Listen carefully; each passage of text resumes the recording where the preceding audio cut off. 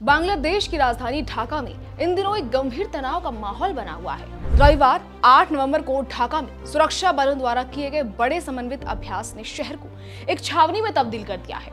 अब सवाल है कि क्या ये किसी बड़े संकट का संकेत है? क्या ढाका में कुछ गंभीर घटनाएं घटने वाली हैं? आखिर क्यों बांग्लादेश की यूनूस सरकार इतनी डर और खौफ में है कि उन्होंने इस कदम को उठाया है? ऐसे तमाम सवाल इन दिनों ढाका की सड़कों पर गूंज रहे हैं। नमस्कार, मैं खुशी चौधरी और चलिए जानते हैं कि आखिरकार बांग्लादेश की राजधानी में हो क्या रहा है। बता दें, इस हफ्ते बांग्लादेश के ढाका शहर में एक अजीब सी खामोशी के बीच सुरक्षा की तस्वीर बदल गई। शनिवार 8 नवंबर को ढाका में पुलिस ने एक बड़े समन्वित सुरक्षा अभ्यास का आयोजन किया। ढाका मेट्रोपॉलिटन पुलिस के सूत्रों के मुताबिक करीब 7000 पुलिसकर्मियों ने शहर के 142 महत्वपूर्ण स्थानों पर इस अभ्यास में हिस्सा लिया। इनमें से एक महत्वपूर्ण स्थल था बांग्लादेश के अंतरिम प्रधानमंत्री मोहम्मद यूनूस का आवास, जिसे विशेष रूप से सुरक्षा कारणों से चुना गया था। ये सुरक्षा अभ्यास प्रधानमंत्री शेख हसीना की अवामी लीग द्वारा 13 नवंबर को प्रस्तावित ढाका लॉकडाउन के कार्यक्रम को लेकर किया गया था। शेख हसीना की पार्टी के इस कार्यक्रम से पहले ढाका शहर में कानून व्यवस्था की स्थिति को लेकर अनिश्चितता फैली हुई थी। ऐसे में बांग्लादेश की यूनूस सरकार ने सुरक्षा के इंतजामों को मजबूत किया ताकि किसी भी संभावित हिंसा या प्रदर्शनों को नियंत्रित किया जा सके। ढाका की सड़कों पर पुलिस की तैनाती अब पहले से कहीं ज्यादा नजर आ रही है। प्रत्यक्षदर्शियों ने बताया कि राजधानी के प्रमुख चौराहों पर पुलिसकर्मी दंगा रोधी उपकरणों के साथ तैनात थे। पुलिसकर्मी स्टील हेलमेट और बॉडी आर्मर पहने हुए थे और वे पैदल यात्रियों के बैग चेक कर रहे थे। साथ ही संदिग्ध वाहनों की भी जांच कर रहे थे। ये सब उस वक्त हो रहा है जब बांग्लादेश का अंतर्राष्ट्रीय अपराध ट्रिब्यूनल जल्द ही शेख हसीना के खिलाफ कथित मानवता अपराधों के लिए फैसले की तारीख घोषित करने वाला है। और यही वजह है कि ढाका की पुलिस और सुरक्षा एजेंसियां बेहद सतर्क हो गई हैं।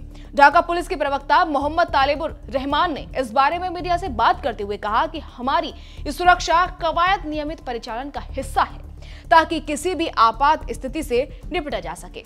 यह बयान सरकार की तरफ से एक सामान्य सुरक्षा कदम के रूप में सामने आया है, लेकिन ढाका की सड़कों पर बड़ी पुलिस तैनाती से एक अलग ही संदेश मिल रहा है कि बांग्लादेश की सरकार किसी भी प्रकार हिंसा या अशांति को रोकने के लिए हर कदम उठा रही है।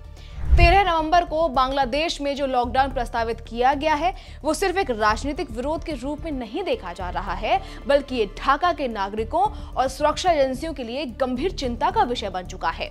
शेख हसीना की अवामी लीग, जो पहले से ही बांग्लादेश की राजनीति में एक प्रमुख ताकत रही है, इस आंदोलन के जरिए अपनी स्थिति को मजबूत करना चाहती है। इसके विपरीत यूनूस सरकार को लगता है कि यह आंदोलन उनके शासन के खिलाफ एक सीधा हमला हो सकता है, जिसके परिणाम स्वरूप बांग्लादेश की राजधानी में हिंसा और अराजकता फैल सकती है। ये बात न केवल राजधानी ढाका बल्कि बांग्लादेश के हर नागरिक के लिए महत्वपूर्ण बन जाती है कि आखिर 13 नवंबर को होने वाले लॉकडाउन के बाद क्या स्थिति बनेगी। क्या ये एक शांतिपूर्ण विरोध होगा या फिर ढाका की सड़कों पर और भी बड़े संघर्ष होंगे? हालांकि ये सुरक्षा अभ्यास उस वक्त हुआ जब बांग्लादेश की सेना ने पिछले 15 महीनों से पुलिसिंग ड्यूटी पर तैनात अपने 60,000 सैनिकों में से आधे को वापस बुला लिया था। सेना ने दावा किया है कि सैनिकों को आराम और प्रशिक्षण की जरूरत है, लेकिन इस कदम के बावजूद बांग्लादेश सरकार ने साफ किया है कि अगले साल फरवरी में प्रस्तावित चुनाव के लिए सेना पूर्ण समर्थन के साथ तैनात रहेगी। यहाँ पर एक दिलचस्प पहलू ये भी है कि सेना के वापसी के बाद पुलिस की जिम्मेदारी और बढ़ गई है और इसे देखते हुए ही शनिवार को अभ्यास किया गया। यह अभ्यास बांग्लादेश के सुरक्षा बलों के समन्वय और तत्परता का एक टेस्ट था। साथ ही ये एक तरह का निवारक कदम था ताकि किसी भी हिंसा या तनाव को 13 नवंबर से पहले रोका जा सके। अब सवाल उठ रहा है कि क्या शेख हसीना का विरोध इतना गंभीर हो सकता है कि देश को लॉकडाउन की ओर ले जाए, या फिर ये केवल एक राजनीतिक खेल है जिसमें यूनूस सरकार अपनी सत्ता को बचाने के लिए सख्त कदम उठा रही है। 13 नवंबर के बाद ढाका और बांग्लादेश की राजनीतिक स्थिति पर क्या असर पड़ेगा? क्या ढाका की सड़कों पर हिंसा का एक और दौर शुरू हो सकता है?